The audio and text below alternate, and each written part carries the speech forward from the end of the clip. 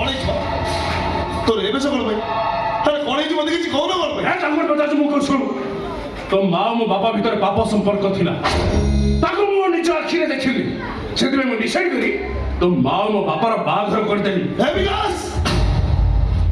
ଆଜି ଯାଏ ବଡ଼ ଭାଇ ବୋଲି ତୁ ମତେ କେବେ ବି ସମ୍ମାନ ଦେଇଛୁ ତତେ ମୁଁ କିଛି ବି କହିନି କାହିଁକି ଜାଣିଛୁ କେବଳ ଏଇ ମାନସ ଭାଇ ପାଇଁ ଆଉ କାକାଙ୍କ ପାଇଁ ଏଇ କାକା ମତେ ହାତ ଧରି ବାଟୁ ଚାଲିବା ଶିଖେଇଛ ଆଉ ମାନସ ଭାଇ ତାଙ୍କ ଜୀବନରେ ସବୁ କିଛି ମୋ ପାଇଁ ତ୍ୟାଗ କରିଛନ୍ତି ଶେଷରେ ତୁ ତୁ କଣ ବୁଝିବୁ ସମ୍ପର୍କର ମାନେ କଣ ଏଇଟା ଥିଲା ତୋ ଜୀବନର ଶେଷ ଭୁଲ ଆଉ ଯଦି କେବେ ଏମିତି ଭୁଲ କରିଛୁ ସେଇଦିନ ଚିହ୍ନିବୁ ଏ ଜଗା କିଏ ଚାଲ ଏ ଘରେ ଆମର ରହିବାର ନାହିଁ ଚାଲ ଯିବା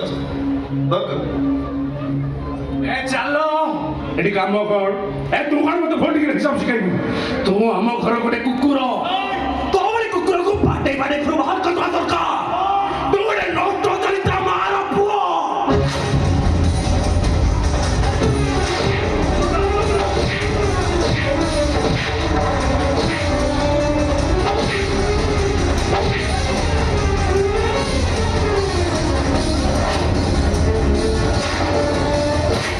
হিসাব হবো তোর মোর হিসাব হবো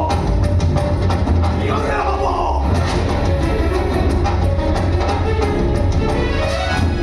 କାକା ଏଇଟା ପାଗଳ ହେଇଯାଇଛି ଦାଦା ଏବେ ଆମ ମା ପୁଅଙ୍କୁ ଯିବାକୁ ଅନୁମତି ଦେ ଚାଲିଯିବ ନା ରହିବୁ ଏଠି ତ କୋଉଠୁ ମାଡ଼ ଖାଇବୁ ନାଇଁ କାକା ଏ ଘରେ ମୋ ମା ପୁଅଙ୍କ ରହିବାର ସମୟ ସରିବ ଏଥର ଆମକୁ ଯିବା ପାଇଁ ଅନୁମତି ଦିଅ ଯାଅ ହେଲେ ବାପାରେ ଏଠି ଚାଲିଗଲା ପରେ ତୋର ଏ କାକା କଥା ମନେ ପଡିବ ନା କି କଥା କହୁଛୁ କାକା ଏ ଜଗା ବଞ୍ଚିଥିଲେ ତମ କୋଳକୁ ନିଶ୍ଚୟ ଫେରିବ ସେମିତି କହନା ରେ ବାପା ତୋର କିଛି ହବନି ରେ କାହିଁକି ଜାଣିଛୁ କାହିଁକି ନା ତୋତେ ଲାଗି ଯାଉ ମୋ ଆୟୁଷ କାକା